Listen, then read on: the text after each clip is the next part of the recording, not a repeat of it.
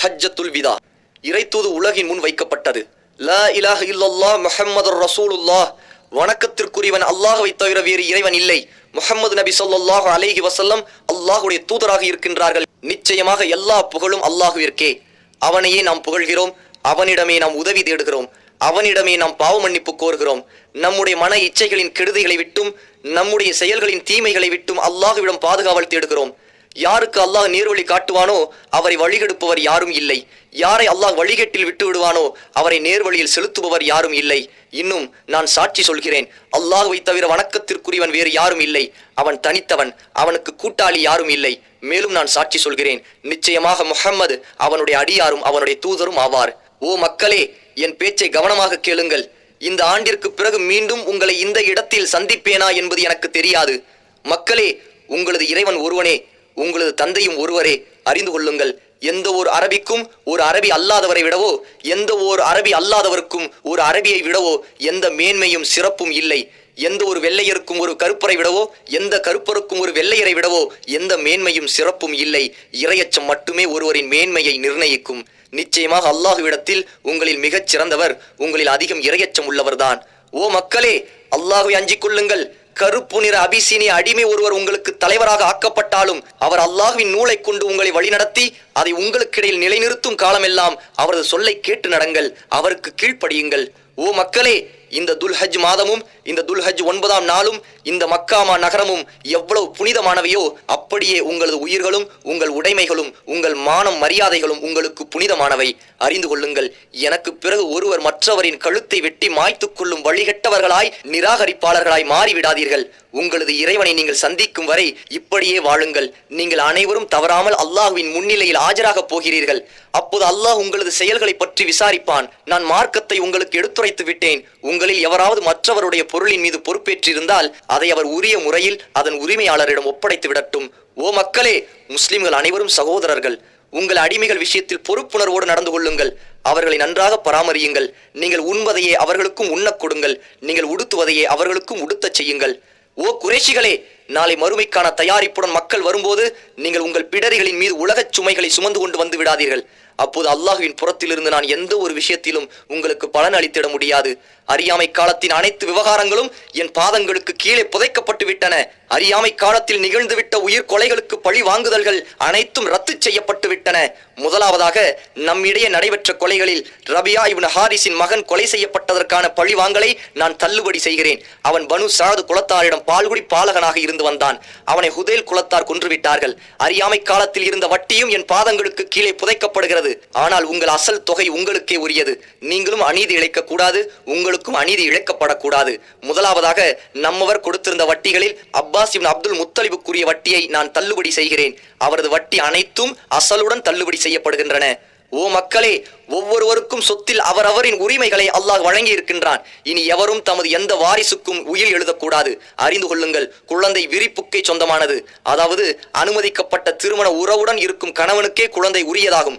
மனமுடித்துக் கொண்ட பிறகும் விபச்சாரம் செய்பவர் கல்லெறிந்து கொல்லப்பட வேண்டும்.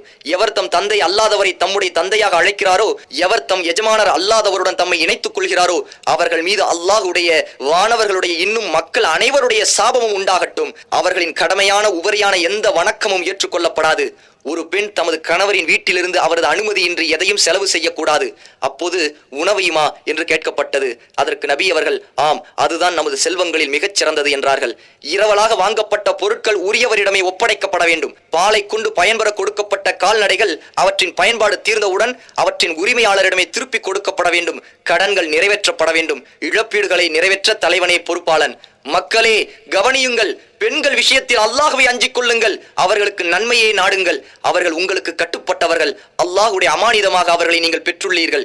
எப்படி உங்கள் மனைவியர் மீது உங்களுக்கு உரிமைகள் இருக்கின்றனவோ அதே போல் உங்கள் மனைவியருக்கும் உங்கள் மீது உரிமைகள் இருக்கின்றன.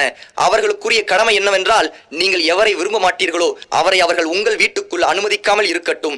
இன்னும் மானக்கேடான செயலை செய்யாமல் இருக்கட்டும்.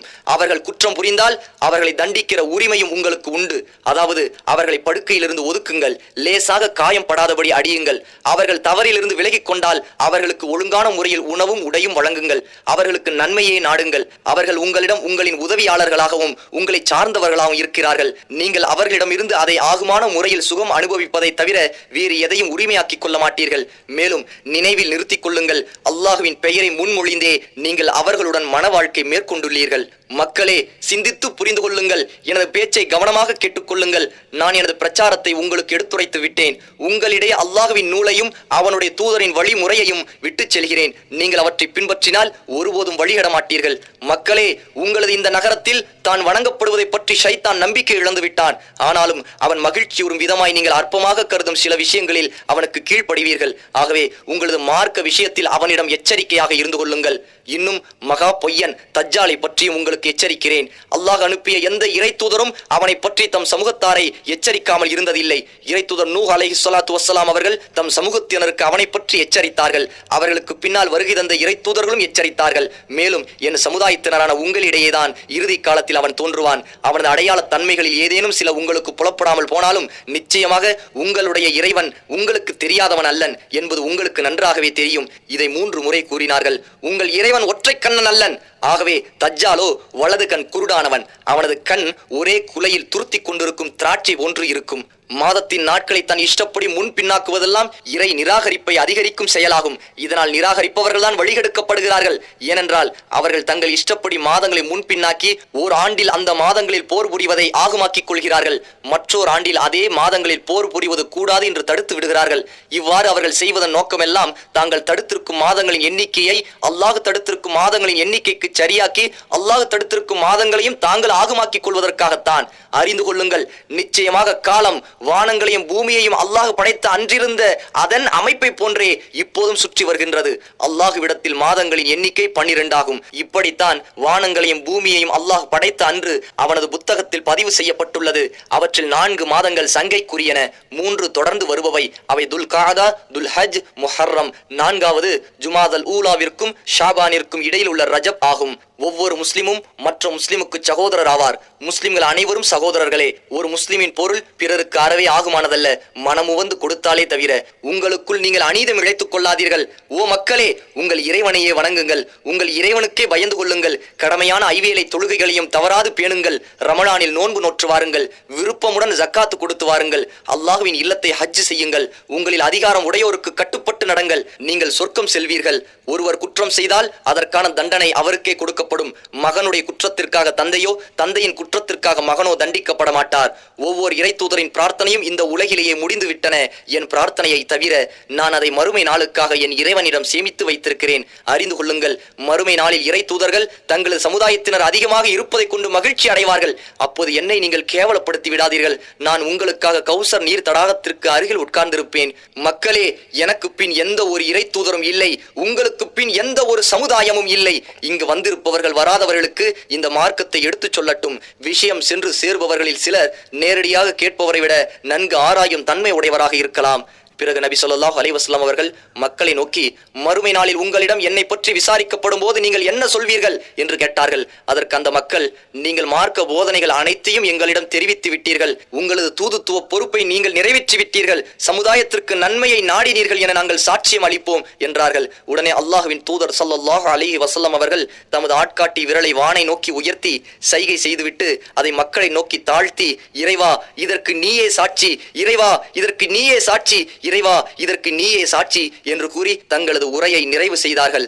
இவ்வாறு அவர்கள் கூறிய அதே இடத்தில் அல்லாஹ் பின்வரும் வசனத்தை இறக்கி அருளினான். இன்றைய தினம் உங்களுக்காக உங்களுடைய மார்க்கத்தை முழுமையாக்கிவிட்டேன். மேலும் நான் உங்கள் மீது என் அருட்கொடையை பூர்த்தியாக்கிவிட்டேன். இன்னும் உங்களுக்காக நான் இஸ்லாமை மார்க்கமாக தேர்ந்தெடுத்துக் கொண்டேன், அங்கீகரித்துக் கொண்டேன். அல் குர்ஆன் அத்தியாயம் 5 வசனம் 3.